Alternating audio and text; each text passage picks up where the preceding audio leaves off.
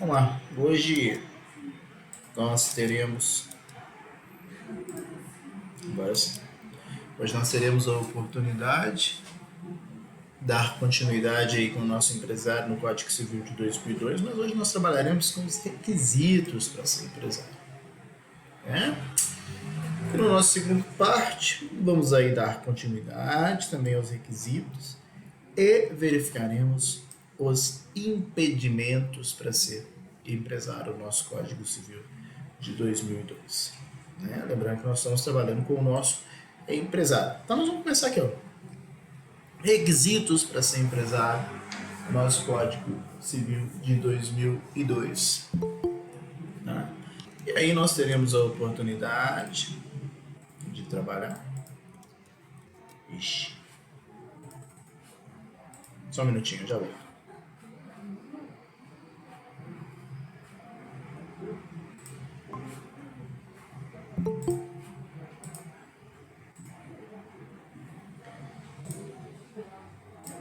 Agora sim, tinha travado. Para começarmos aqui então falando sobre os requisitos do nosso empresário, nós vamos voltar aqui no nosso Código Civil, ó, Lei 10.406. Vamos lá? Na aula passada nós tivemos a oportunidade de verificar quem é o empresário, né? É aí o nosso artigo 966, que nós temos sempre que lembrar dele. Nós vamos trabalhar durante todo o nosso semestre com esse artigo 966, porque nele tem o conceito de empresário. Vamos lembrar? Quem que é empresário? Considera-se empresário qualquer pessoa natural ou jurídica, que exerça atividade econômica, que essa atividade seja profissional, organizada e que produza ou que circule bens ou serviços. Então, uma pessoa natural exerce atividade profissional, econômica, organizada e presta um serviço, ela será considerada um empresário.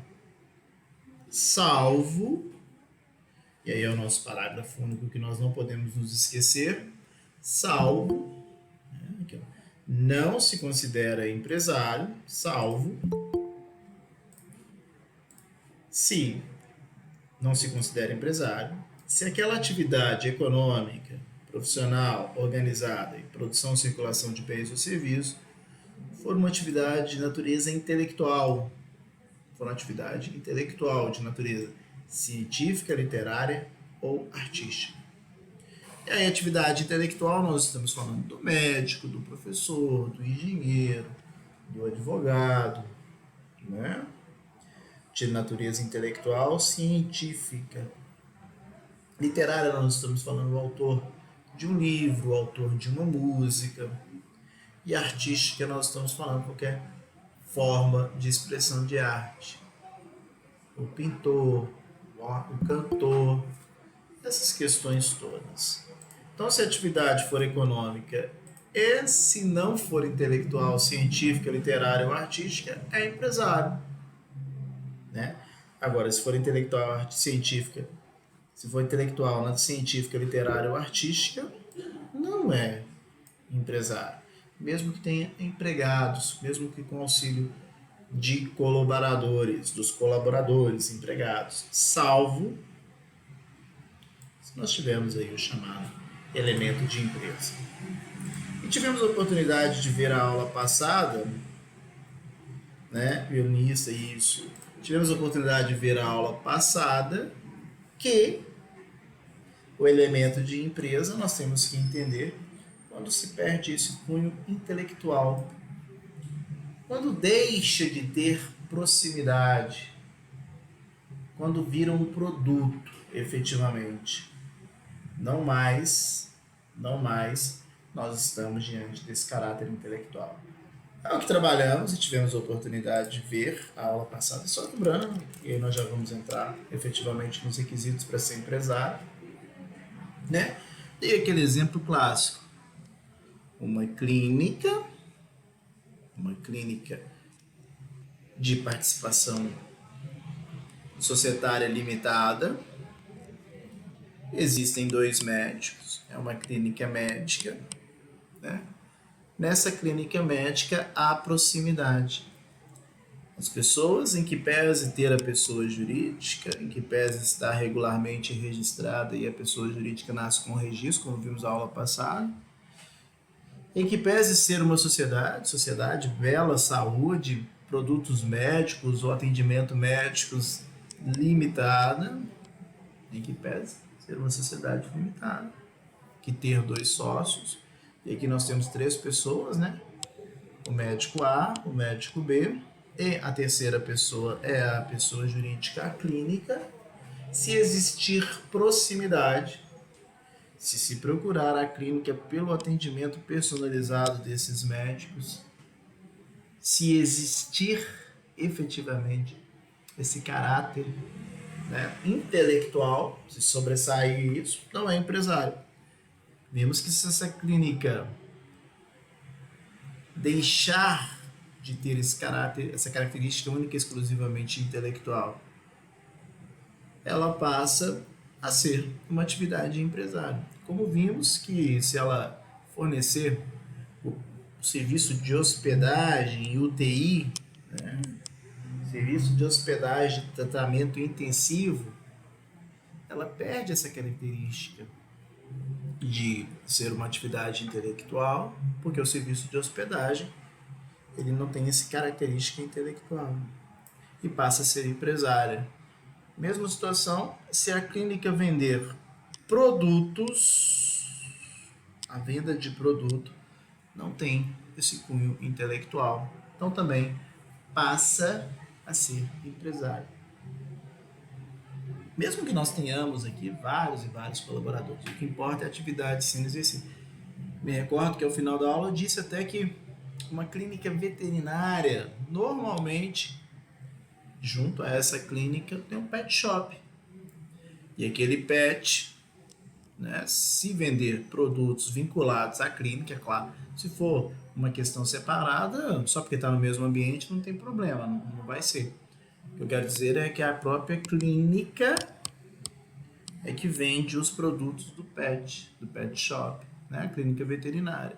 Nessa situação, por vender produtos, como tivemos a oportunidade de ver, perde a característica intelectual do serviço médico prestado lá pelos médicos veterinários. Tá bom? Então, essa análise de ser empresário ou não ser empresário perpassa obrigatoriamente pelo caso concreto. É claro também que existem algumas situações que são próprias e são típicas. Exemplo, uma sociedade por ações, sociedade que teremos oportunidade de ver em outro semestre no direito societário. Sociedade anônima, aquela sociedade cujo capital é dividido por ações. Se a sociedade tem um capital dividido por ações, independentemente da atividade, ela é sempre empresária. Essa é uma afirmativa que nós podemos fazer. Se a sociedade é por ações ou tem o seu capital dividido por ações, ela é sempre empresária. Tá? Muito bem. Outra situação também. Sociedade de advogados. Advogados, olha, nunca será empresário. É o contrário da sociedade anônima. A sociedade de advogados não é empresarial. O registro se dá lá na OAB e ela sempre será uma sociedade de cunho intelectual. Por quê? Porque tem vedação em lei. Ela só pode ser uma sociedade simples, em que os sócios respondem com todo o seu patrimônio pessoal pelo exercício do direito da advocacia e ela não pode ser empresária. Outro tipo de sociedade também, né, que nós teremos a oportunidade de ver mais ao final do nosso semestre, são as sociedades cooperativas. As cooperativas são sociedades que não vão ou não podem, elas não exercem, em que pese se assemelhar muito na prática, é uma atividade profissional, uma atividade econômica, mas por expressa vedação legal, por lei, as cooperativas também não exercem atividades empresárias. Então, sociedade anônima é sempre empresária, SA sempre empresária, sociedade de advogados não é empresária, cooperativa também não é empresária. Tá bom? Esses são os exemplos clássicos que nós podemos assim falar. Todos os outros tipos de sociedades, se não for sociedade por ações, se não for cooperativa, sociedade de advogados, o que nós vamos ter que fazer? Uma análise do caso concreto, para se verificar se é empresário ou não. Tá bom? Muito bem. Falando sobre os requisitos para ser empresário, nós temos que entender duas situações. Tá? Nosso empresário pode ser uma pessoa natural que exerce atividade típica de empresa, pessoa natural, ou o nosso empresário pode ser uma pessoa jurídica. Pessoa jurídica é essa que pode ser constituída em regra geral, né? Existem exceções, mas a regra geral é que ela é constituída por outras duas pessoas. Pessoas naturais, ou uma pessoa natural e uma pessoa jurídica, ou várias pessoas jurídicas, mais de uma pessoa jurídica. O fato é que nós temos aqui a constituição por outras pessoas de uma pessoa jurídica. Tá? Já tivemos a oportunidade de falar o seguinte, vamos reforçar essa ideia. Quando nós estamos diante da pessoa natural exercendo atividade típica de empresa, o nosso senhor Antônio, e que nós vamos utilizar ao longo de todo o semestre esse exemplo do senhor Antônio. Então, se é o senhor Antônio que está exercendo atividade típica de nós estamos diante do chamado empresário individual. Então, para ficar fácil aqui para a gente, por que é um empresário individual? Olha, é a pessoa natural exercendo atividade típica de empresa.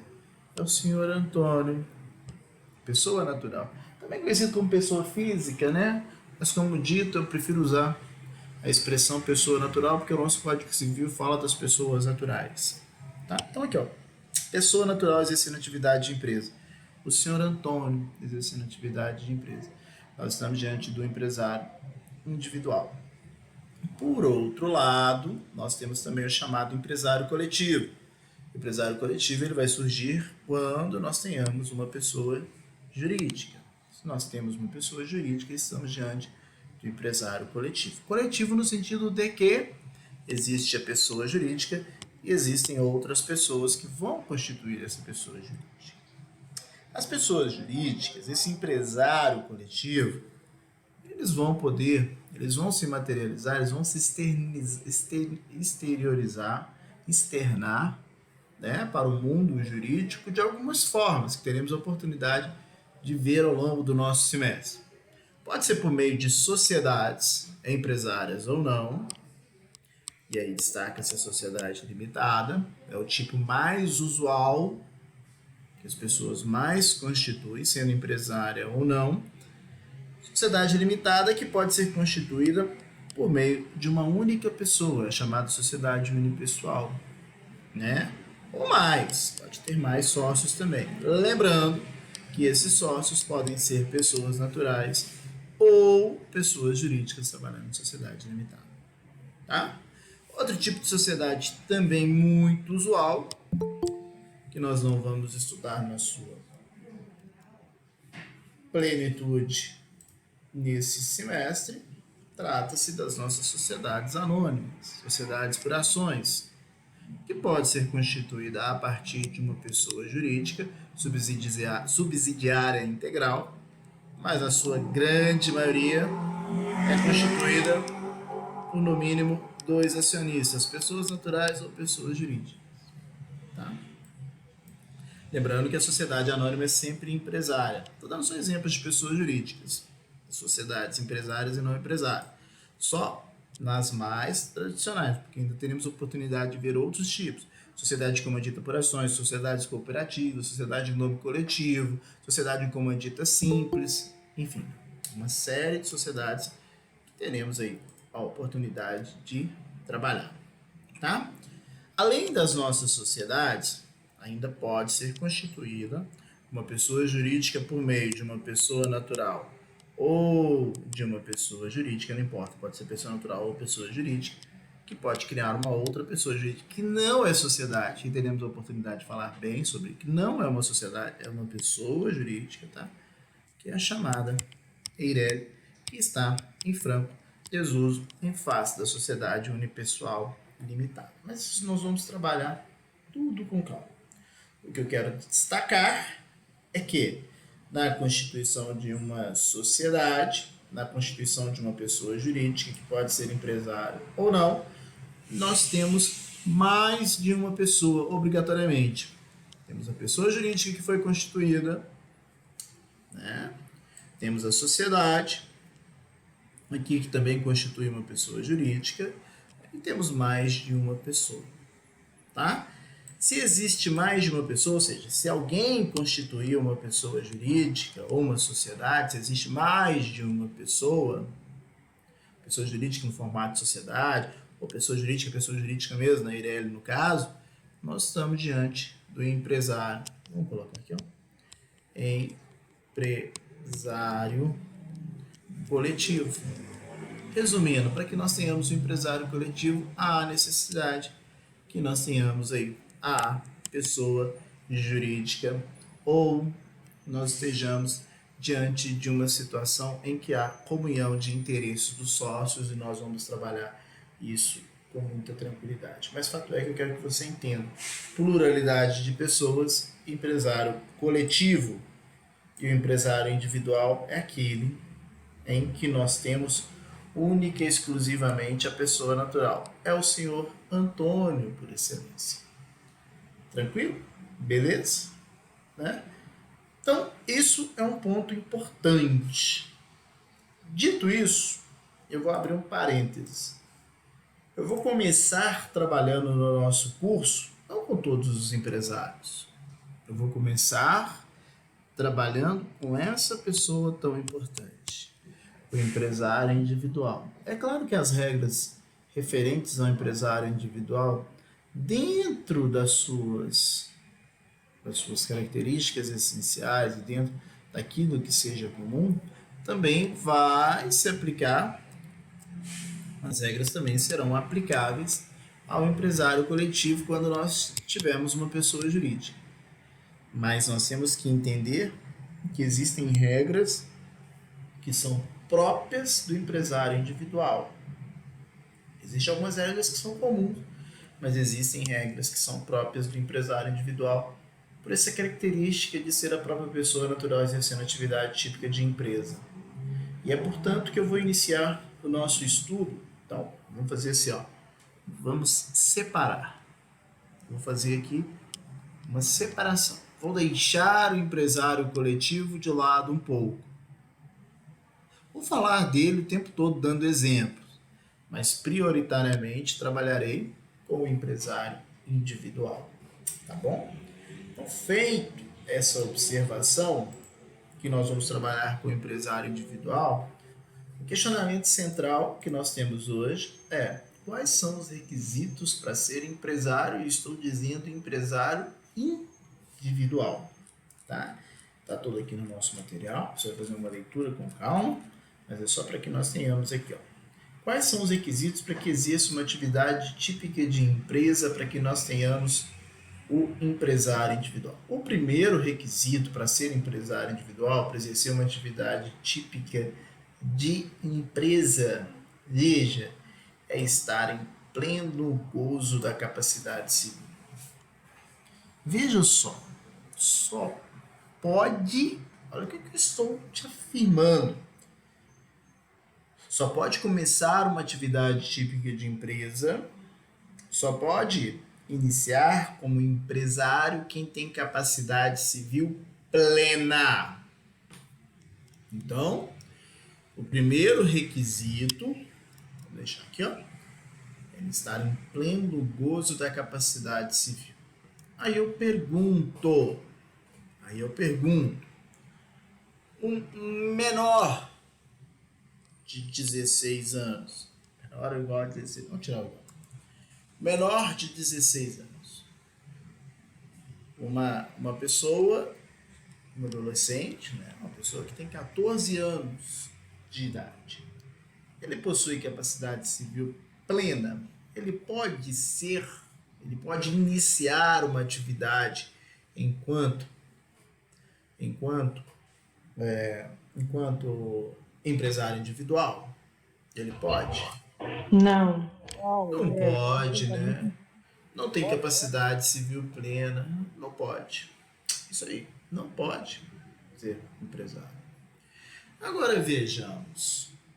E aqui o critério é um critério cronológico, né? Todos nós fomos totalmente incapazes, absolutamente incapazes, e fomos relativamente capazes para o exercício dos atos da vida civil em uma fase da nossa vida, né? Porque os absolutamente incapazes são os menores de 14, dos 16 anos, aqui tá 14 aqui, perdão, eu só circulei, mas os absolutamente incapazes são os menores de 16 anos, ao passo que os relativamente incapazes são os maiores de 16 e menores de 18. Gente, olha para mim aí, por favor, só a questão do áudio, se está ligado. Podem falar, não tem problema nenhum, mas eu peço sempre que desliguem o áudio para a gente dar continuidade, porque fica dando retorno. Isso, obrigado. Fecha o áudio aí pra gente. Tá?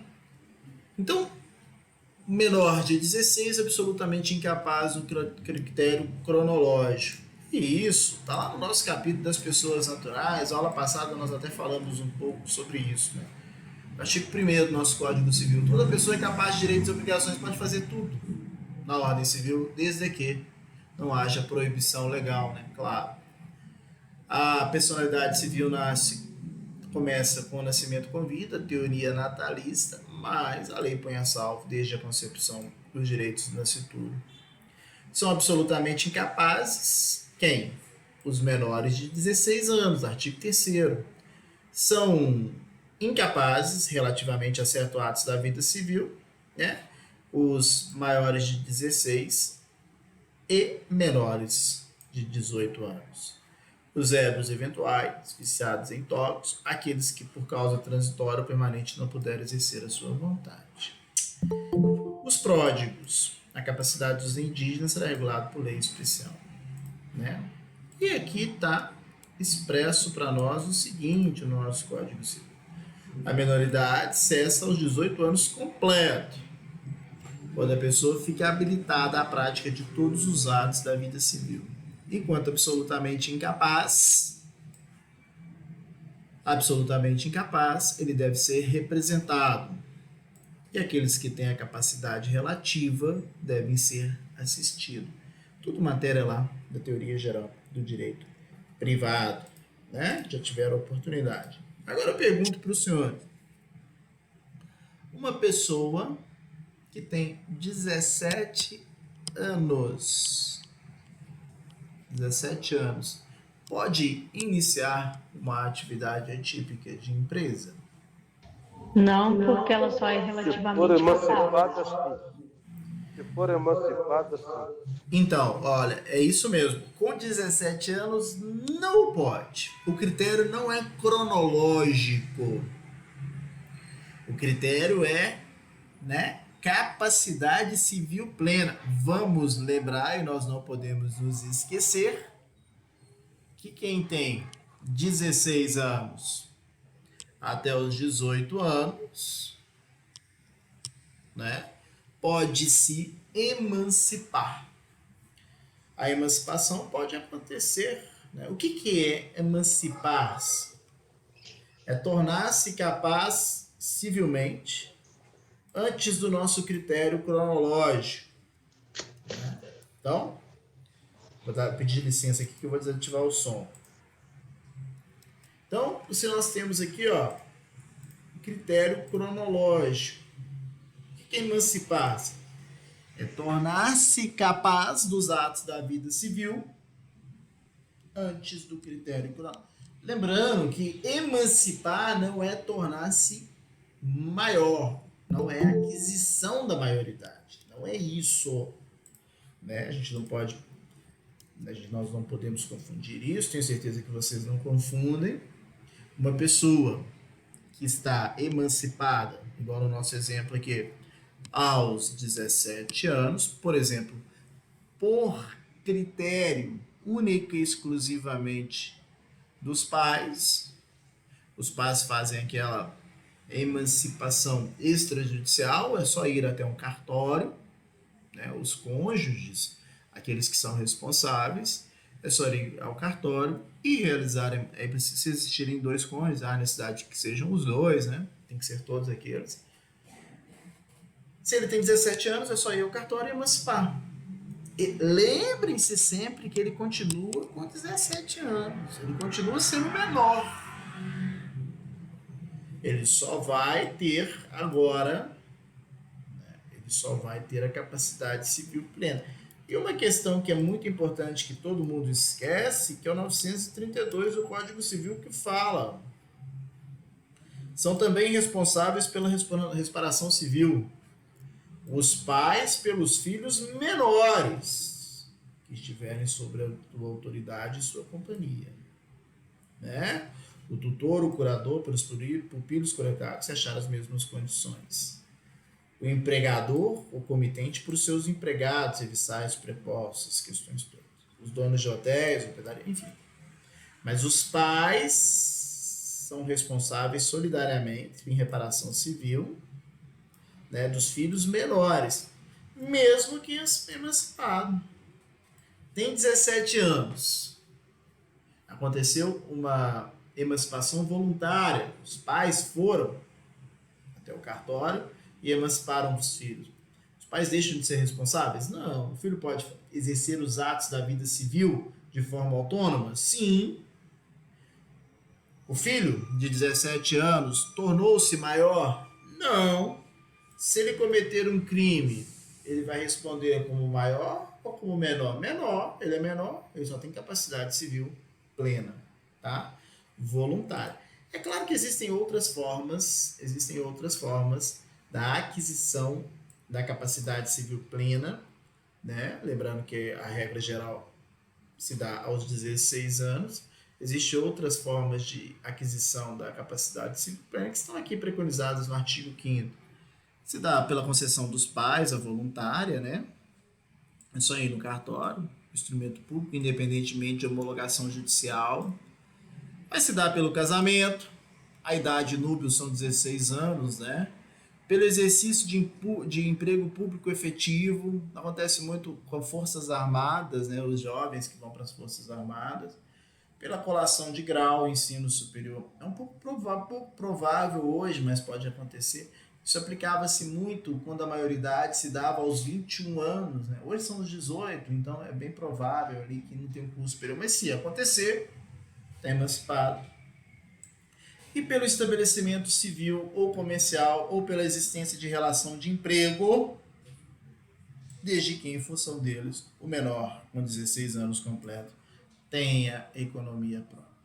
Então, veja, o que eu quero deixar claro, né? E eu não sei se eu me fiz claro.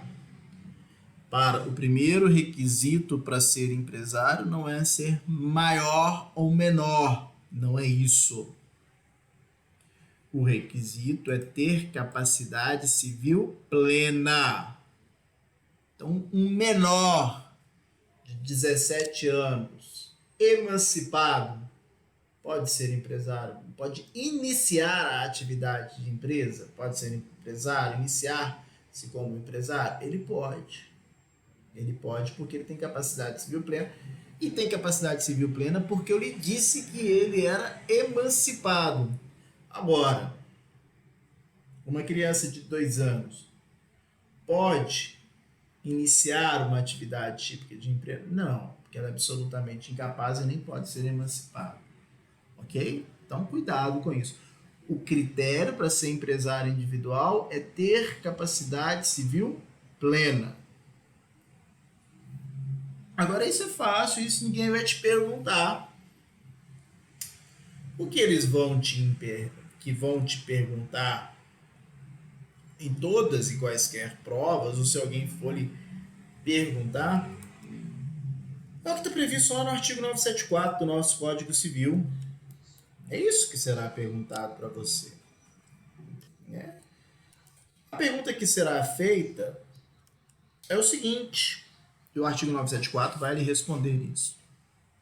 Veja, o menor incapaz, nós vimos, veja, se ele for emancipado, ele é o menor capaz. Eu estou falando do menor incapaz, o que não é emancipado. Nós vimos que esse menor incapaz, ele não pode iniciar a atividade típica de empresa. Mas a pergunta é, e eu vou te dar um exemplo, será que esse menor pode continuar? Será que ele pode dar continuidade a uma atividade típica de empresa? E um outro questionamento, e se ele der continuidade? Será que existe alguma proteção para os bens daquele menor? Eu vou te responder isso com calma. Tá? O primeiro questionamento é, esse menor, ele não está iniciando. Iniciando, ele é incapaz, ele não pode iniciar. Mas ele pode dar continuidade? Vamos pegar aqui um exemplo e você vai entender o que eu quero falar. Imaginemos que nós estejamos diante de uma situação em que o menor possui um dos genitores.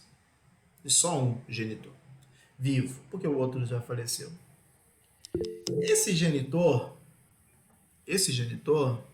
né, desse menor, possui uma atividade típica de empresa. Ele possui uma concessionária de veículos. Chamava lá Antônio, né? Compra e venda de veículos automotores. Eu estou te afirmando que o Antônio era um empresário individual, ok? Ele era um empresário individual e exercia uma atividade de empresa. Eu vou te dar um exemplo. Inclusive, olha, existiam 100 empregados.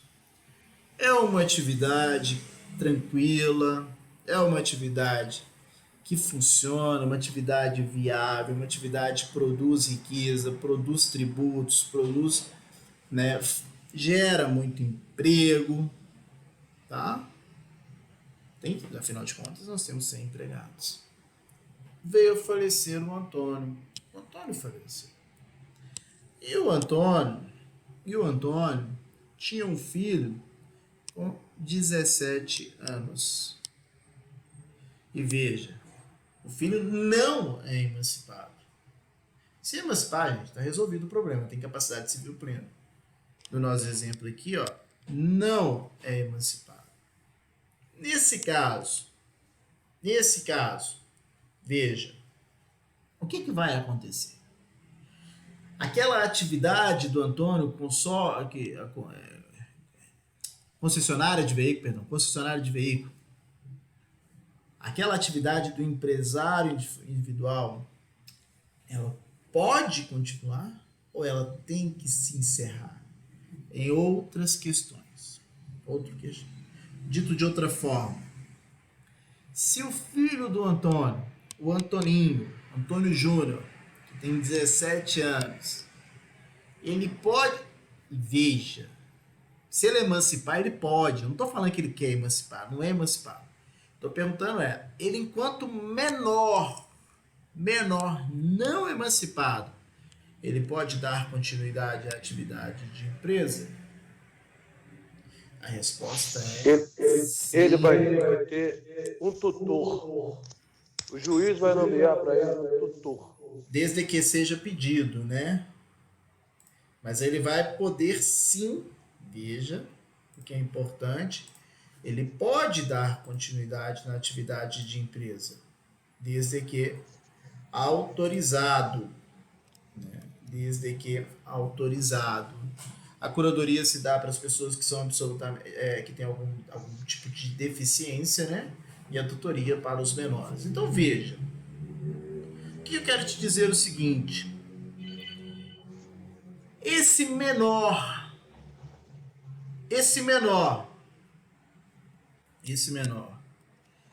ele pode dar continuidade à atividade de empresa? Ele pode dar continuidade à atividade de empresa.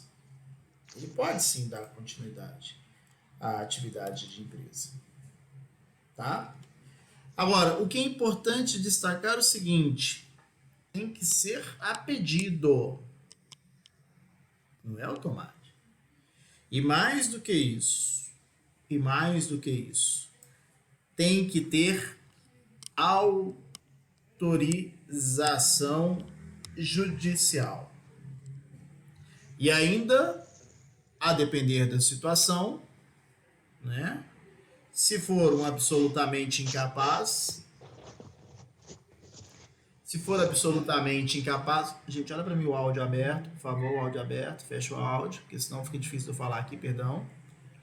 Se for absolutamente incapaz, ele será representado, tem que ter alguém para lhe representar. Se ele for relativamente incapaz, assistido, tem que ter alguém para lhe assistir, né? Então veja, questões são importantes. Tem que ter autorização judicial e tem que ser a pedido. O que se decorre logicamente é o seguinte: essa manutenção da atividade de empresa com esses 100 empregados, esse empresário individual, para o menor de 17 anos, significa dizer que a lei está protegendo o menor a partir do momento em que tem que fazer o pedido, tem que ter autorização judicial, representante assistido. Será que a lei está, na verdade, quando ela autoriza dar essa continuidade na atividade de empresa, será que ela está pensando no bem do menor? A resposta é não. Não está preocupado com o menor. Na verdade, o que a lei está autorizando, o Código Civil está autorizando, ao autorizar o que ela está preocupado, o que ela está guardando, o que está salvaguardando e o que se busca, né? Não é única e exclusivamente o interesse do menor. E sim, veja, a manutenção da atividade de empresa. É o chamado princípio da preservação da empresa. Aqui é difícil de escrever, eu peço desculpa, tá? Mas é o princípio da preservação da empresa. O princípio da preservação da empresa. O que é esse princípio da preservação da empresa? Manutenção dos 100 empregados, manutenção da fonte produtora de riqueza, manutenção da fonte dos tributos.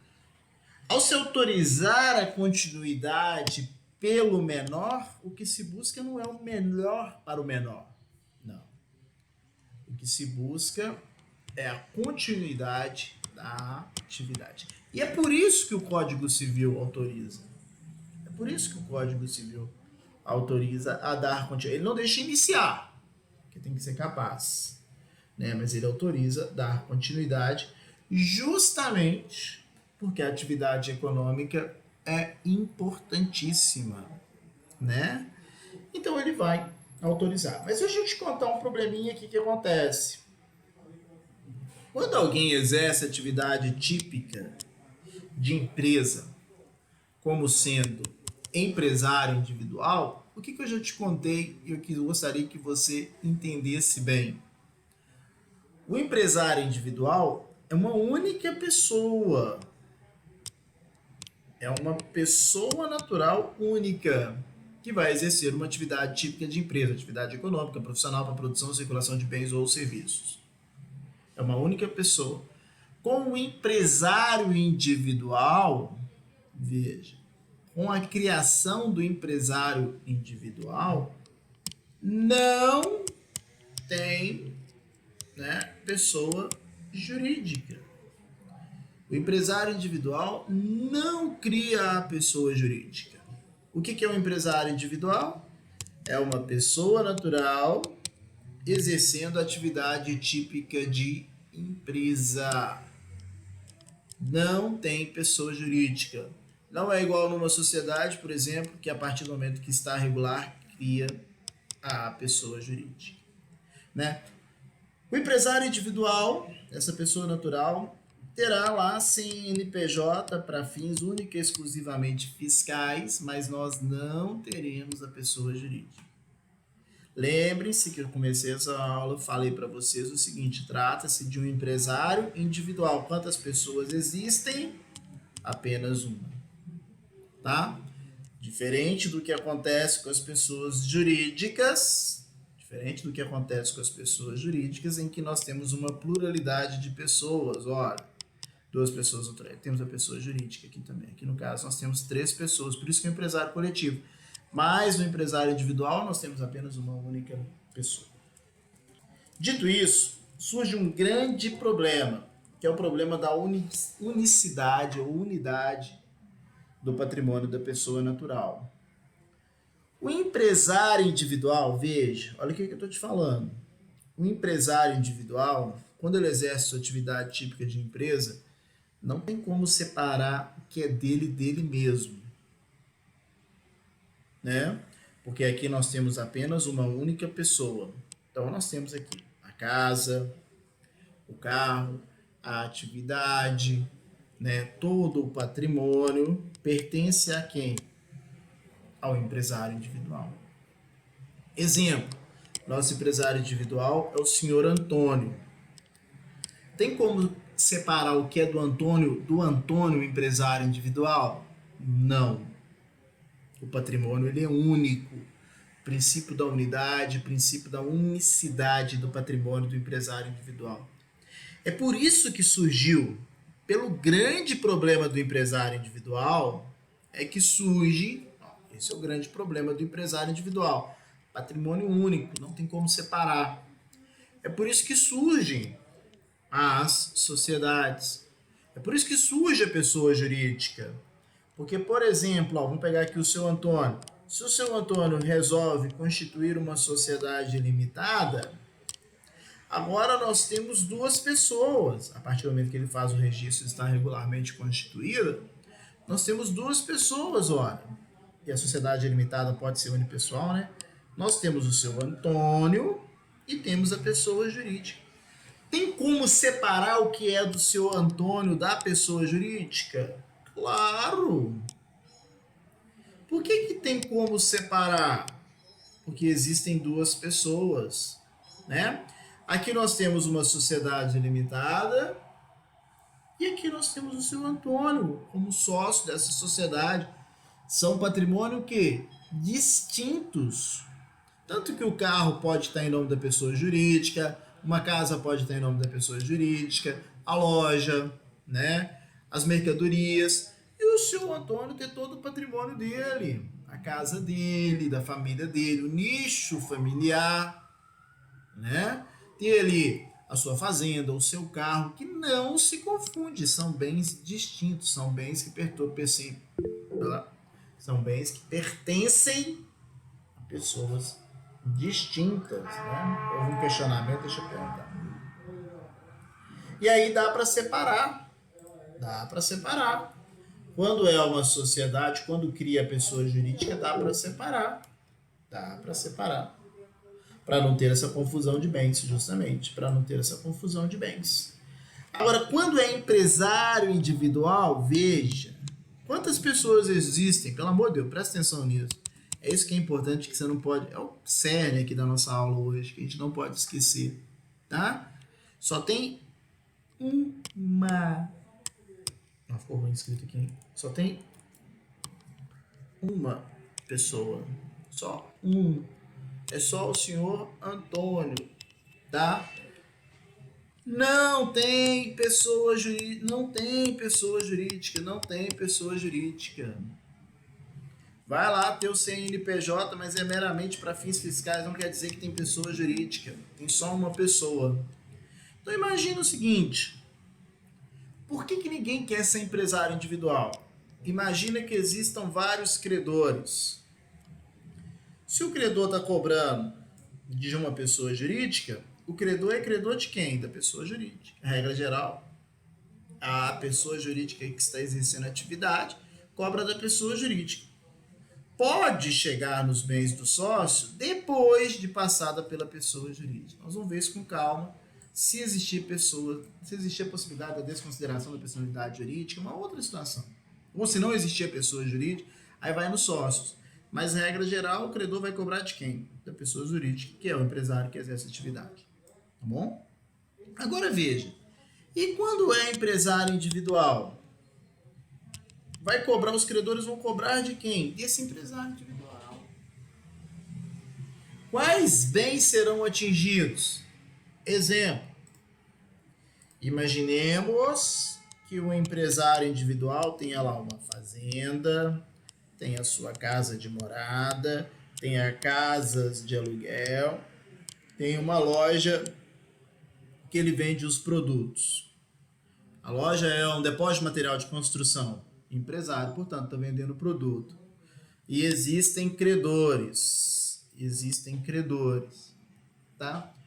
Diante dessa situação aqui, o credor é credor da loja. É o fornecedor da loja, mas o seu Antônio ficou inadimplente. Quais bens vão responder? Os bens que estão lá na loja. Se não forem bens para o exercício da própria da atividade e não forem penhoráveis, né? As casas de aluguel, a fazenda vai responder. A casa de morada provavelmente não, porque tem lá a proteção do bem de família, aquele único imóvel para residência e subsistência da família. Mas os outros bens vão todos. Ah, mas ser injusto não é um credor da loja, mas é isso que eu estou te falando. Não tem como separar. O patrimônio é único. Tem uma confusão patrimonial, tá? Esse é o motivo pelo qual vocês já devem ter percebido que ninguém quer ser empresário individual. Por que ninguém quer ser empresário individual? Porque responde com todos os bens da pessoa natural, né? Responde com todos os bens da pessoa natural, tá? Dito isso, você já deve ter verificado qual foi o grande problema, qual que é o grande celeuma que vai surgir lá para o Antônio Júnior. Qual que é o problema do Antônio Júnior?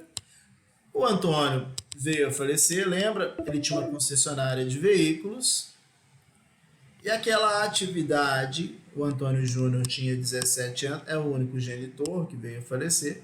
O Antônio Júnior tinha 17 anos e nós chegamos à conclusão que ele pode dar continuidade àquela atividade desde que tenha assistência, desde que tenha autorização do juízo competente, né? A pedido.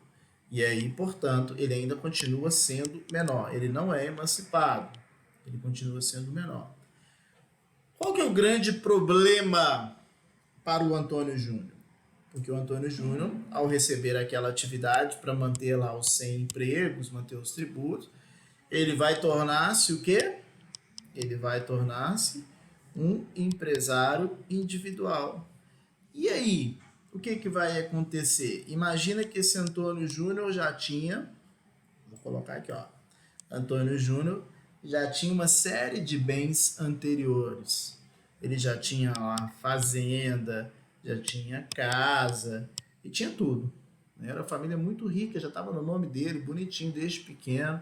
Afinal de contas, um dos outros genitores já tinha falecido, provavelmente já tinha feito o inventário dele e já passado para o menor. Então ele já tinha ali uma série de... Mas ele ainda é menor, ele não é emancipado, tá? Esse Antônio Júnior, então, agora vai ser empresário individual.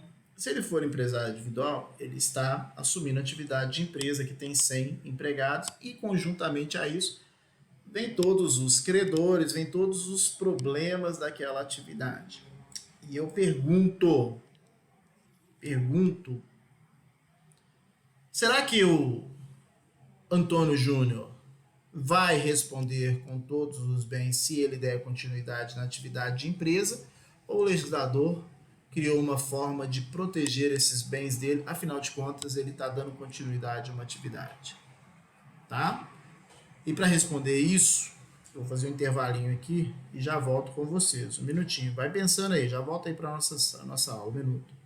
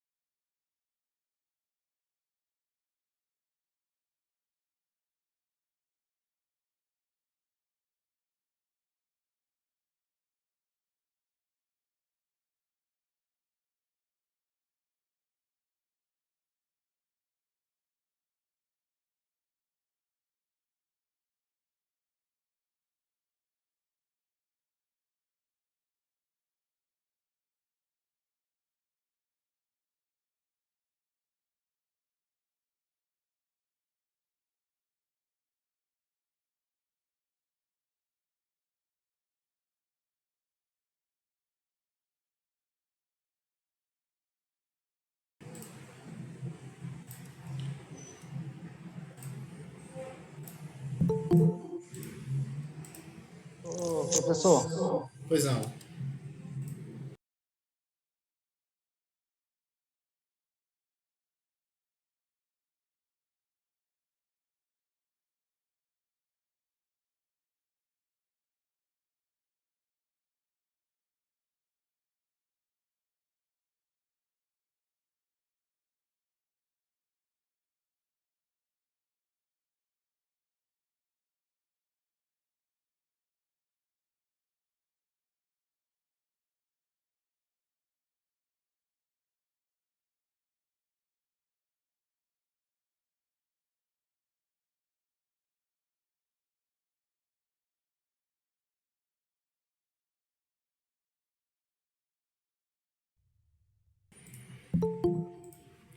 Então, dando continuidade aí, ó, que nós estávamos falando, vamos ver o que é mais importante aqui, que eu reputo ser tão importante. Olha, o questionamento foi o seguinte, né? Nós fizemos aí. O menor recebeu, era o nosso exemplo do Antônio, que veio a falecer um dos genitores, passou para o Antônio Júnior, recebe a atividade, só que ele tinha uma série de bens particulares.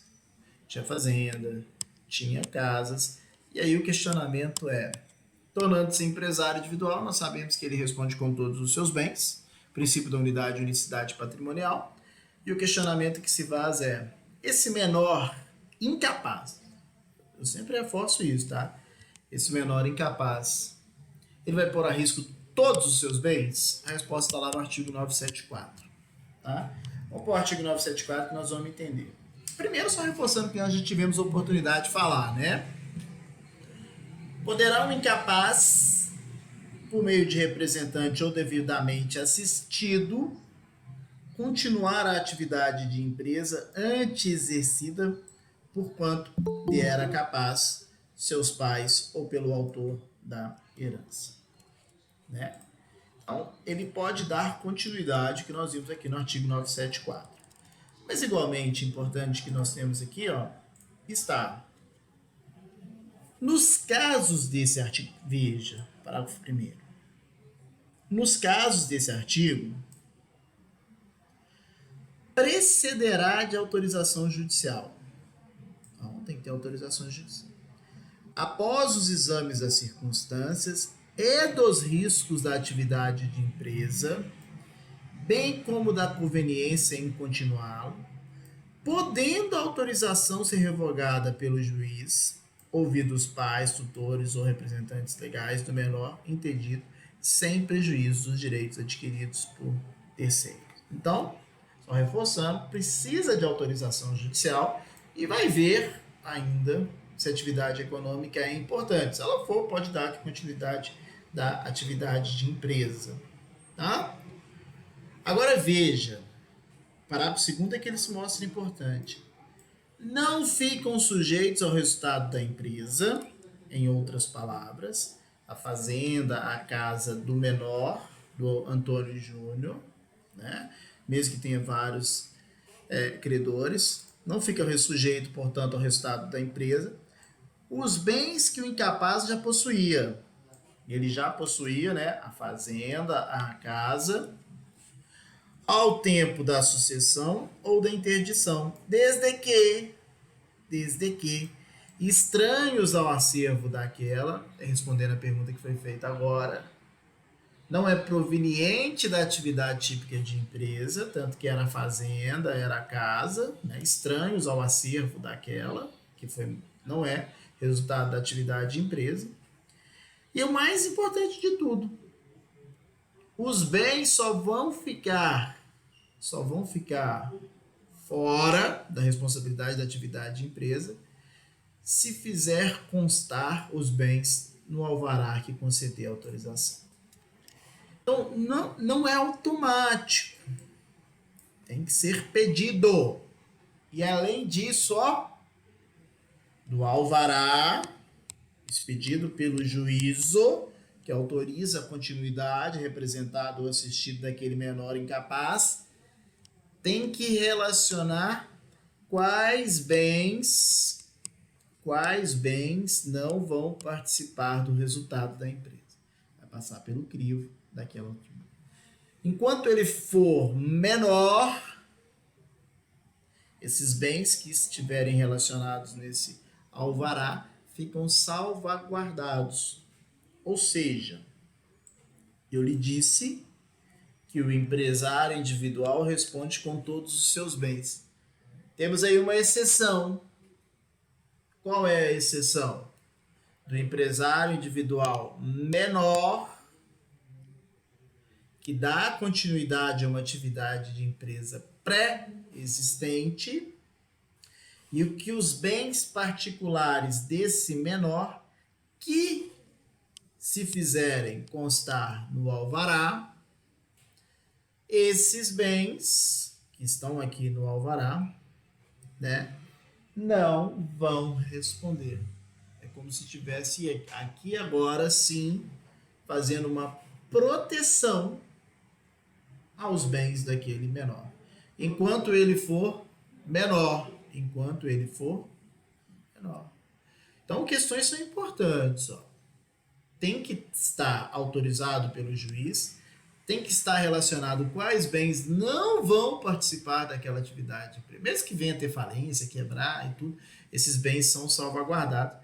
É uma exceção daquele princípio em que o empresário individual responde com todos os seus bens. Tá?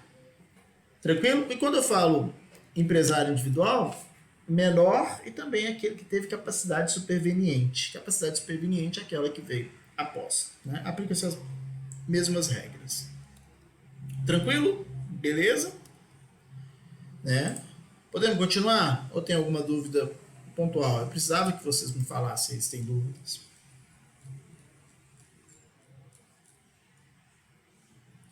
Tá na nossa disciplina também, faz uma leitura por gentileza, falando desse princípio da unidade patrimonial. Né? A exceção ao princípio da unidade patrimonial, acabamos de ver, né? O artigo 974, parágrafo 2º.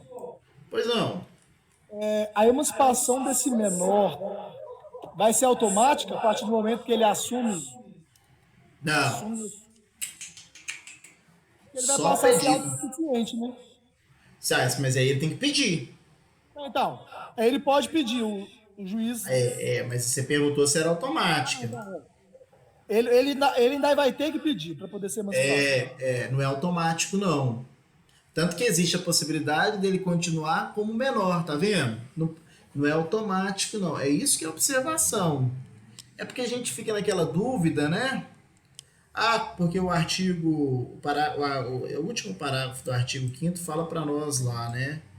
Se o menor é emancipado desde que ele tem estabelecimento civil ou pela existência de relação de emprego, função dele, menor de 16 anos completo, tem economia própria. Mas isso não é automático. Tem que ser pedido. Então tem que ser pedido. Se pediu e se já é capaz, então aí fica a observação também. Não vai se aplicar o artigo 974, o parágrafo 2º. Não há proteção aos bens. Porque a proteção aos bens, que faz constar lá do alvará, lembra? É só se ele for menor e incapaz. Se ele for menor capaz, porque houve emancipação, por exemplo, né, nós não temos aí essa proteção do artigo 974. Então não é negócio, né? Não é bom para ele. Não é. Porque até ele se tornar-se maior, ele tem protegido seus bens pessoais, particulares. Entendeu? Não é automático, não. A gente tem sempre essa dúvida, né? Mas não é automático, não. É muito comum essa dúvida. Foi ótimo. Professor, está me ouvindo? Tô. Pode, então, o empresário individual, só voltando um pouco no assunto anterior, constituir uma pessoa jurídica e passando assim ser sócio?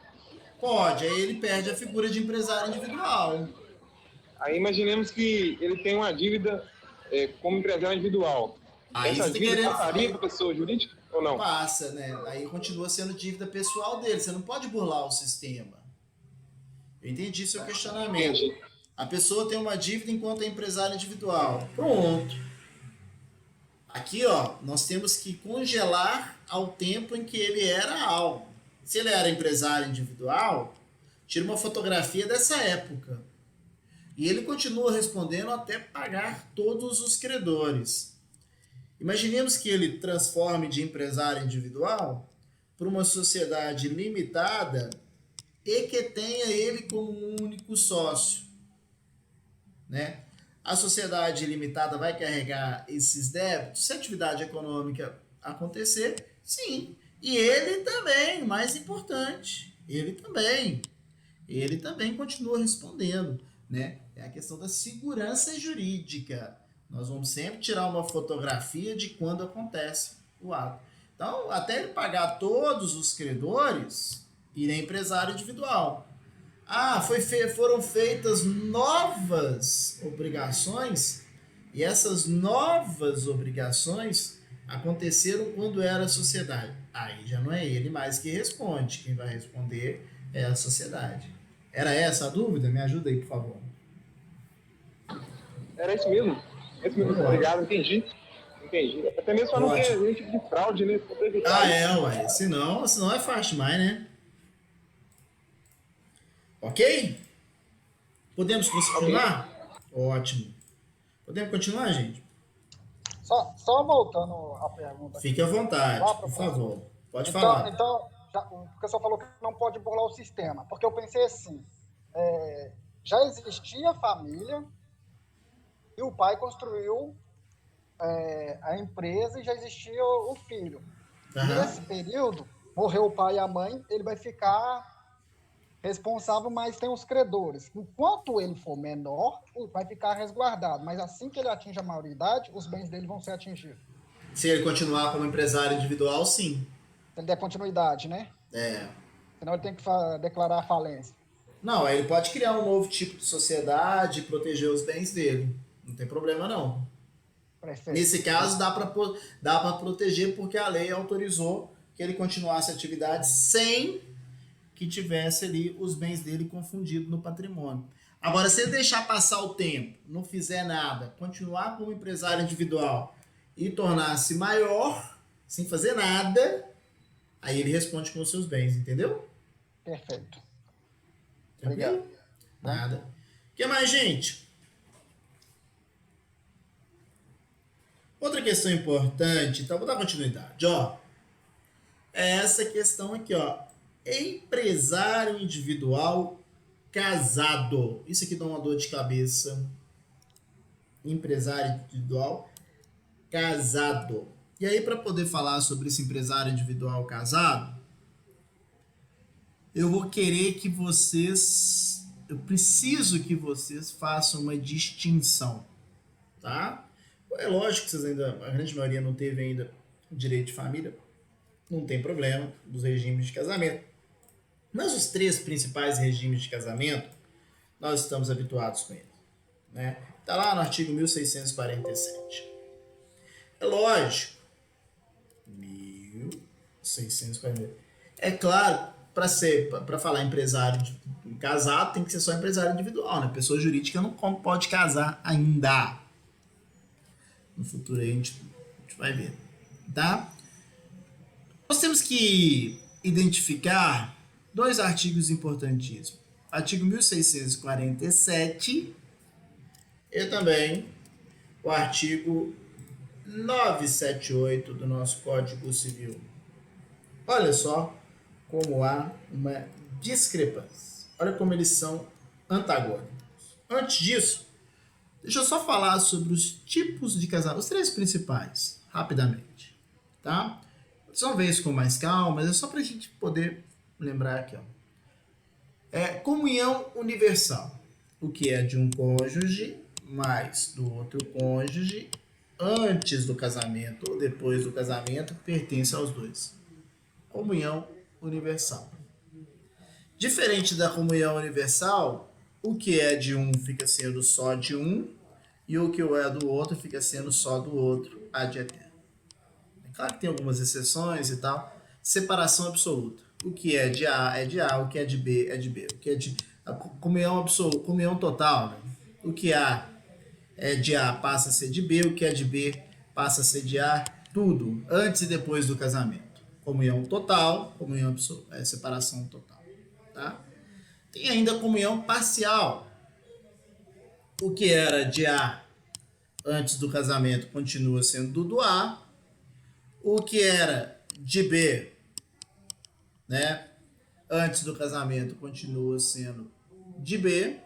O que é de A e de B após o casamento, o que cada um conseguir após o casamento, passa a ser dos 2. Então, o que é de cada um antes do casamento é de cada um, né? E após o casamento passa a ser dos 2. Comunhão parcial, portanto. Tá? Então, esses 3 tipos de regime de casamento básico. Tem outros ainda, vocês vão ver lá no Direito Civil. Por que eu estou te contando isso? Artigo 1647 fala o seguinte pra gente, ó. 1647.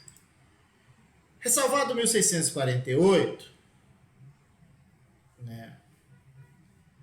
Nenhum dos cônjuges, nem A e nem B, pode, sem autorização do outro, exceto na separação absoluta, claro, que é separação absoluta, o bem é de cada um, né? Então, veja, 1647 fala, nenhum dos cônjuges pode, sem autorização do outro, exceto em separação absoluta, então aqui, na comunhão universal, nos bens adquiridos após a constância do casamento, na comunhão parcial, alienar ou gravar ônus reais dos bens imóveis. Então tem um imóvel, o cônjuge de A quer vender aquele imóvel, exceto na separação absoluta. Então nós estamos aqui, ó. Nós temos dois cônjuges. Temos o A e temos o cônjuge B. Exceto na separação absoluta, separação total, para que um cônjuge possa vender ou dar em garantia um imóvel, precisa da anuência do outro, assinatura do outro. Então, vender ou dar em garantia, gravar com ônus reais. Pleitear como autor e réu a bens de direitos. Prestar fiança ou aval. Fazer doação não sendo remuneratórias de bens comuns. Mas o mais importante para a gente aqui, ó. Alienar ou dar em garantia, gravar em ônus reais, em ônus real, os bens imóveis. Então, olha o que fala. Esse 1647. Nenhum cônjuge pode, sem autorização do outro, exceto separação, alienar ou gravar em ônus reais os bens imóveis. Vejam o que fala o nosso artigo 978. O empresário casado pode.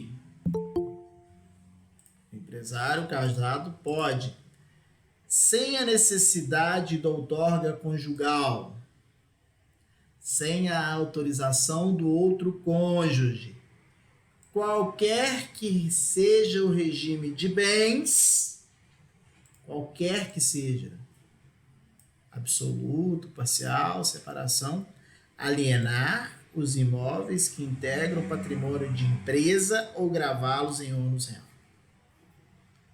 Então, o empresário individual pode, qualquer que seja o regime de bens, vender um imóvel ou dar em garantia sem autorização do outro cônjuge, desde que integre o patrimônio de empresa, tá?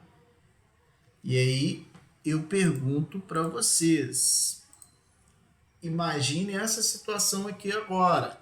Antônio não, né? A é casado com B,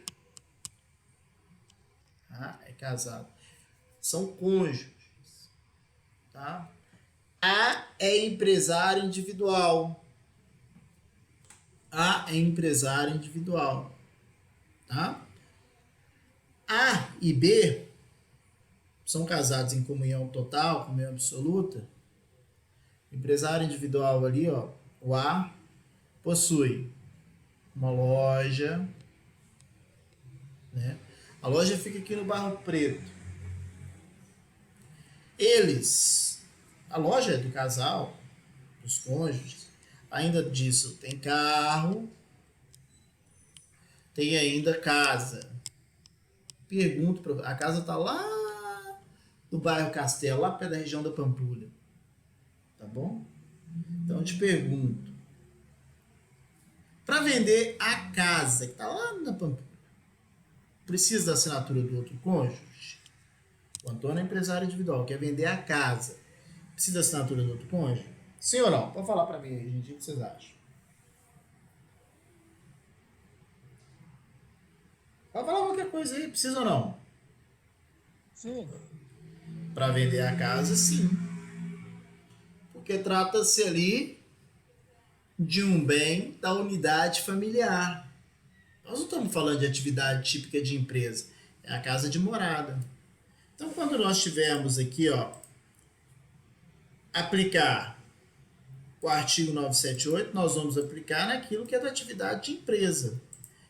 E o artigo 1647, nós vamos aplicar quando tratar de bens de família, da unidade familiar, do regime de casamento, da proteção da família. Então, só para ver se entendeu. E se for para vender a loja, o imóvel da loja, o A precisa da autorização do B? Não, Sim ou tá não? relacionado à empresa. Não. Não, porque está relacionado à atividade típica de empresa. Aí nós vamos aplicar o artigo 978, não é isso? Perfeito, é isso mesmo. Né? E o carro? Pro Antônio aqui, ó, pro A, né? Vender o carro. Precisa da autorização do outro cônjuge? Não, é bem móvel. Que é móvel, né? Não é imóvel. Precisa não, é bem móvel. Precisa não, ué. É bem móvel. Móvel não precisa. O 1647 traz para nós os bens o quê? Imóveis. Imóveis. Mas e se o carro foi comprado em nome do casal e não em nome da empresa? Não, mas não está sendo comprado em nome do casal, não. Está em nome do A aqui, ó. Está em nome do A. Né? Aí não precisa. É bem móvel. Perfeito. Fácil demais, não é? É fácil demais. Muito fácil. Muito fácil, inclusive, porque a loja está no Barro Preto e a casa está onde? Lá na região da Pampulha. Tá muito separadinho, ficou fácil. Mas e se acontecer isso aqui, ó? Na mesma casa, que é muito comum, né, gente? Tem a loja e a casa. E aí? No mesmo local tem atividade de empresa, lá dos cônjuges, A e B, né? E agora quer vender. Tá no mesmo local, muito comum, gente, ter isso. Né? Todo mundo sabe disso. Tem uma loja no mesmo lugar. Nos fundos ali tem a casa. Tudo. E aí, como é que faz? Pode ou não pode? Tem que ter assinatura ou não tem que ter assinatura? O que vocês acham? Provavelmente tem que ter, né? Porque agora a casa e a loja é um prédio só. A empresa é um prédio. Mas e a atividade? E o 978? Fala que não precisa. Ah, não é. Então, não precisa isso. Mas e o 1647? Fala que precisa. E agora? Desmembra aí, não? Tem jeito de desmembrar, não. Tá tudo no mesmo lugar. Se tiver jeito de desmembrar, tava fácil. Mas não tem. O meu exemplo é que não tem. Que o mais comum é não ter jeito. Mais comum é não ter jeito. E aí? Eu pensei na loja embaixo e a casa em cima. Só que você tá Não, mas tá falando tudo junto e misturado. Não tem jeito de regularizar, não. E aí? Aí é judicial. Mas ia ser o juiz. E aí, o que você vai fazer? Tem 2 artigos. E aí? O que vocês vão fazer? Eu, como juiz, aplicaria o 1647. No caso, se tiver no nome do empresário individual, aí não tem como separar o patrimônio. Não separa, né? Não separa, não tem nada. É isso mesmo, tá? É o 1647 porque está em nome do empresário individual. Como não separa o patrimônio, né? E existe outras pessoas, existem outros direitos tutelados ali, vão aplicar o 1647 mesmo, né? Proteção à unidade familiar. Porque sabe por que tem proteção à unidade familiar, gente? Você sabe por que tem o bem de família? O pessoal fala lei do calote, essas coisas todas. Não é não. Não tem nada de calote. É proteção à unidade familiar. Isso é um único bem mesmo. Não pode ser penhorado mesmo. Porque, olha, o problema é do credor. O credor tinha uma série de outras formas de garantir. Podia ter pegado a alienação fiduciária, poderia ter utilizado de avalista, de fiança, de garantia de penhor, de garantia real. Ele não fez porque ele não quis. Tá? Quando fica um único bem, por que esse único bem não pode ser penhorado? E por que tem que proteger a unidade familiar?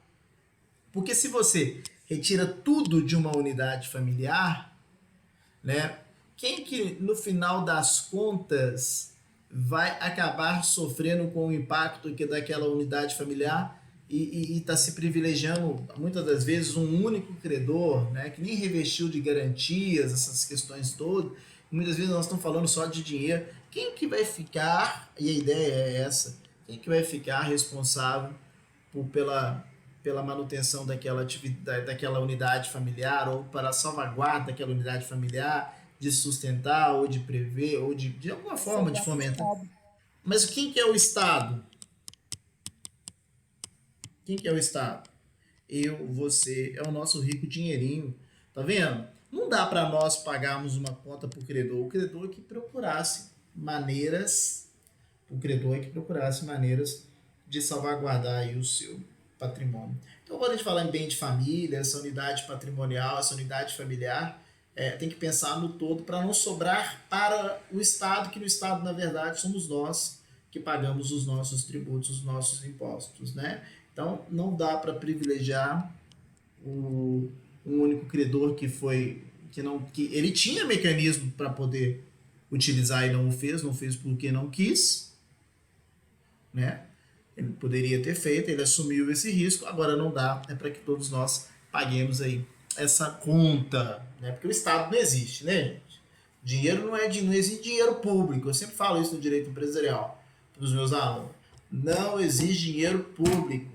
O dinheiro é dinheiro do contribuinte. É meu, é seu. Se todo mundo tivesse essa visão, principalmente nós, coitados aqui não, né?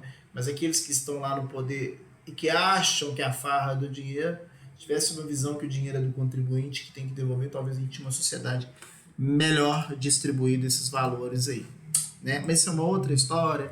Isso aí é desde 1500, quando parou aqui nesse país nosso. Mas isso é um outro problema. Mas tranquilo, gente?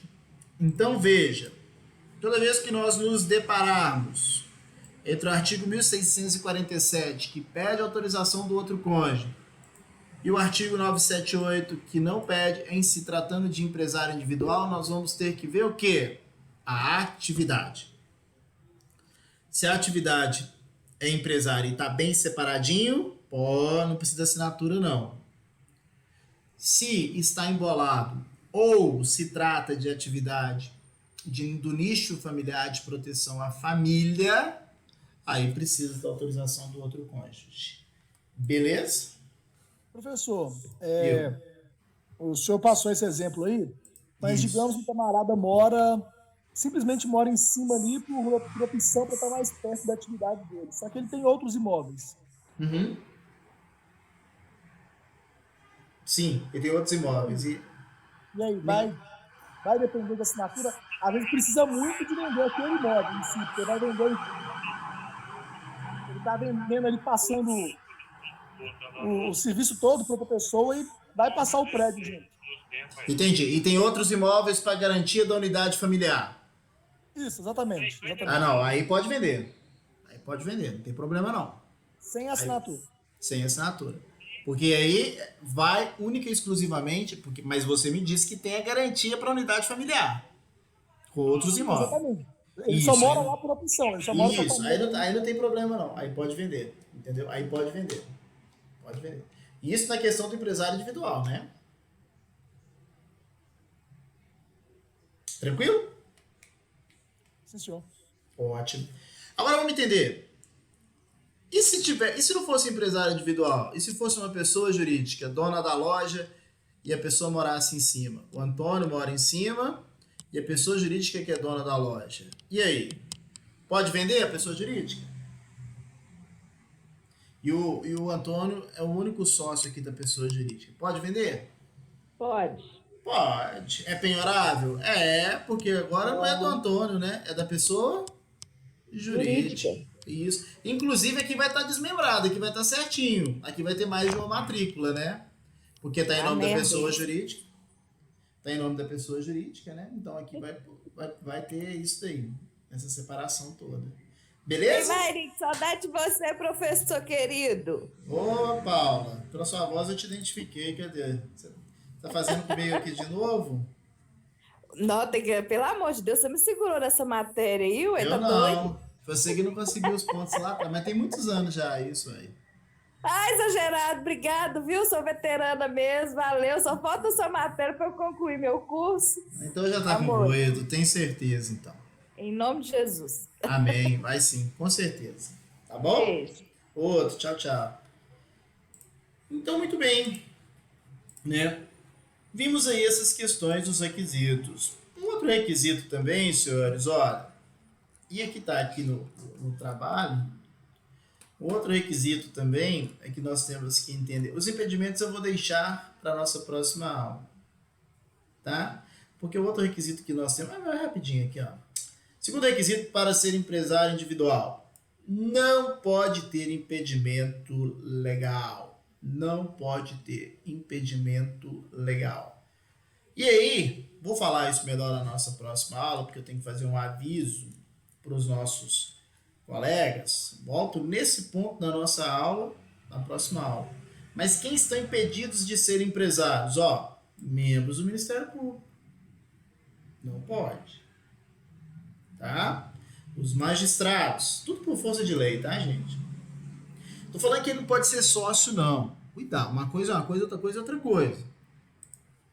Eu estou falando que ele não pode ser empresário individual na pessoa natural. Agora, ele pode ser acionista lá da Petrobras? Pode. Ele não pode ser empresário individual e não pode ser administrador daquela atividade. Tá?